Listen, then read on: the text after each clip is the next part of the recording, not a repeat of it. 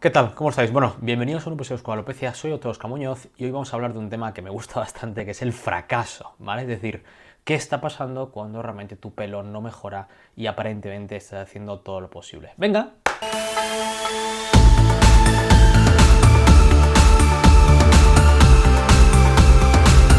A ver, centrándonos, la causa número uno que me encuentro en la consulta de pacientes que no mejoran de su patología de pérdida de pelo es, primero, que no tienen el tratamiento completamente optimizado a nivel médico y eso les lastra bastante.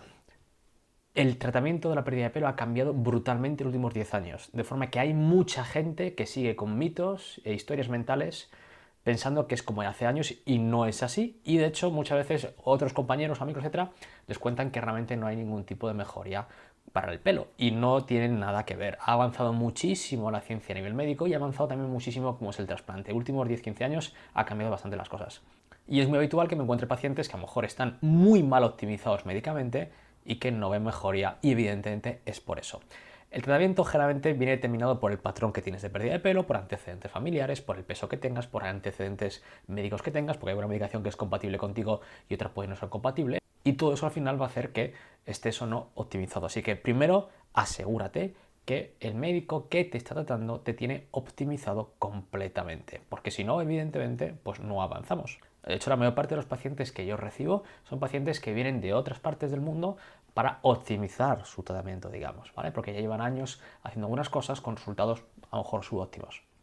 La segunda causa que me encuentro de falta de efectividad de los tratamientos es el tiempo. El tiempo juega siempre en tu contra. A la biología le da igual lo que tú opines, lo que tú pienses le da igual, la biología es la biología.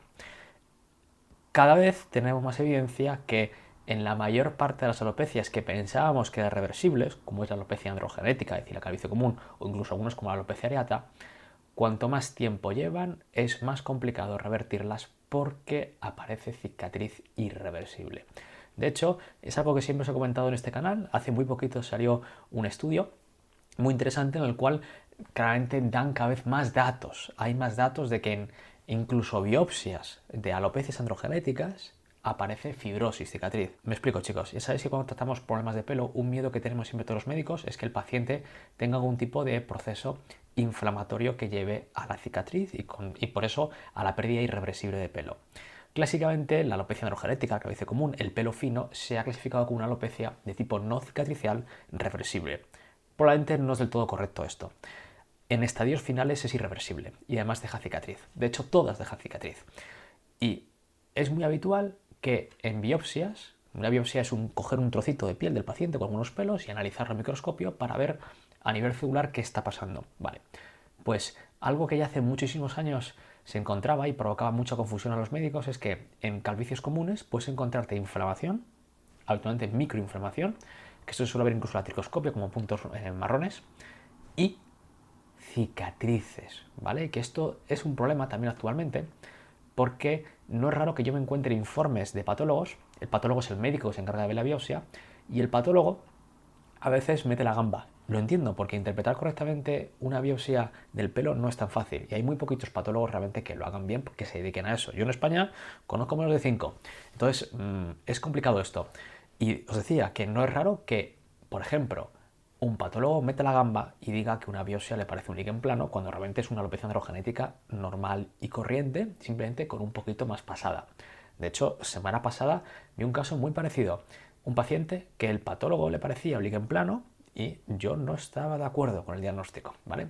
Esto a veces ocurre, ¿vale? Evidentemente es mejor pecar a nivel negativo, es decir, pensar que el paciente tiene una patología un poco más agresiva, que pecar a que algo tiene más positiva, pero también evidentemente si el patólogo dice que tiene un líquen plano y el médico que le ha hecho la biopsia se lo cree y no lo interpreta bien, pues quizá a lo mejor le dice, pues mira, pues no puedes usar estos tratamientos, no puedo trasplantarte, no puedo hacer X cosas, cuando realmente es incorrecto. Con lo cual el resumen de esto es que primero, si llevas muchísimos años, la probabilidad de mejoría médica va a reducirse proporcionalmente. Esto es lo que hay.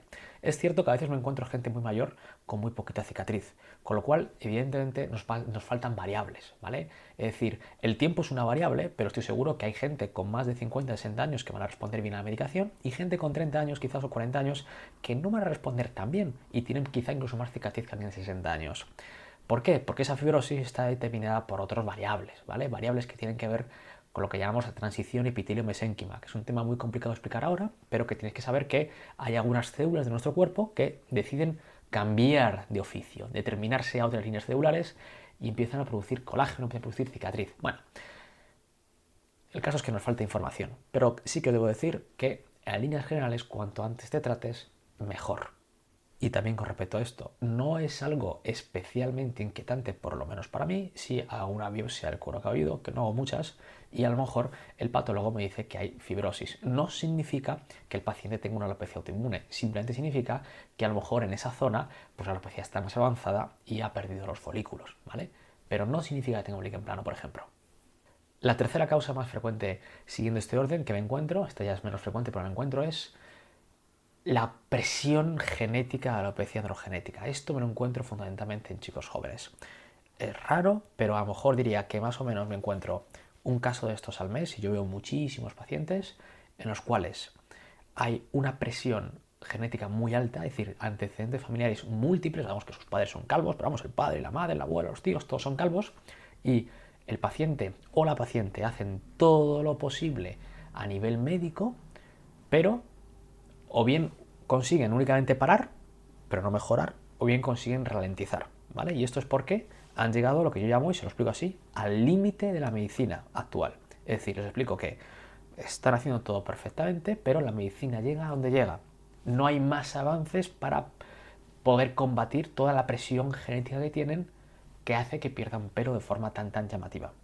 La mejor opción para estos pacientes evidentemente es mantener la medicación, estar tranquilos y esperar a nuevos avances. De hecho, incluso hay pacientes, no necesariamente pacientes como estos, que digo del grupo 3, es decir, que la alopecia es muy agresiva y la medicación únicamente busca estabilizarles o ralentizar, no mejorar como el resto, sino que también hay otros pacientes que a lo mejor no van a mejorar más porque ya han hecho todo el tratamiento médico perfecto y a lo mejor no pueden o no deben trasplantarse.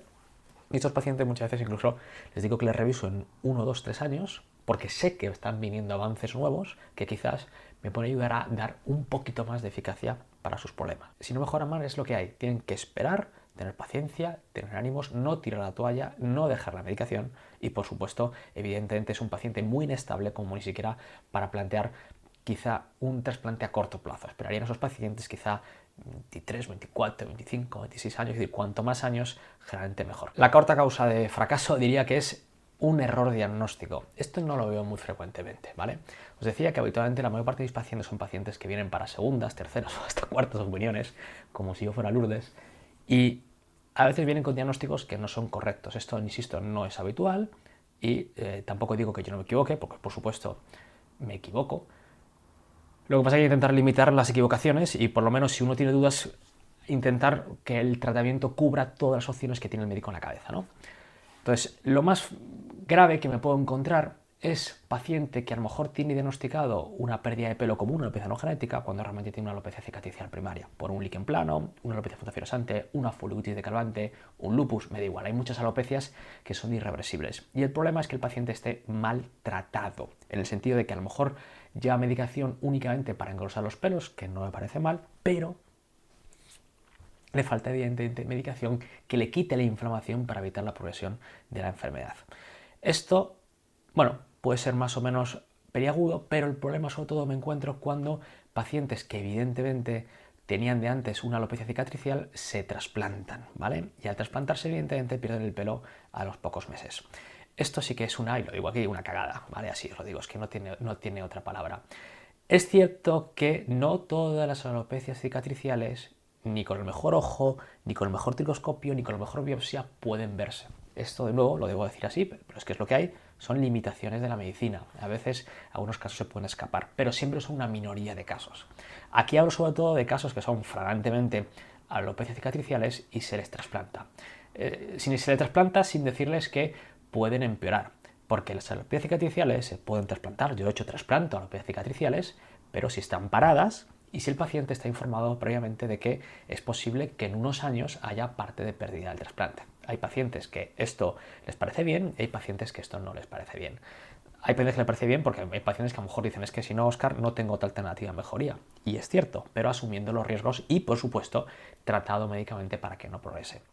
Evidentemente, en la mayor parte de los sitios que se hacen trasplantes esto no ocurre porque, o bien, número uno, como por ejemplo en mi caso, el cirujano que trasplanta, pues ya se dedica al pelo, con lo cual sabe identificar cuando hay algo sospechoso, o a lo mejor no se dedica especialmente a tricología, pero tiene en su equipo alguien que sí le deriva el caso antes para que se quede tranquilo. Me da igual cómo se haga mientras evidentemente el paciente tenga un diagnóstico previo correcto, ¿vale? Siempre hay cierta inquietud con una entidad que se llama líquen plano post-trasplante, es decir, es como la aparición o el desencadenamiento quizás de una alopecia cicatricial primaria después de un trasplante. Yo todavía no tengo claro especialmente que esto sea real. Me explico, por supuesto que la patología es real, pero yo creo que la inmensa mayoría de los casos son alopecias cicatriciales que estaban antes del trasplante y no se vieron. No se vieron porque bien era imposible, porque a lo mejor las manifestaciones eran muy pequeñitas, eran manifestaciones subclínicas que no se podían ver y simplemente se pusieron de manifiesto después del trasplante,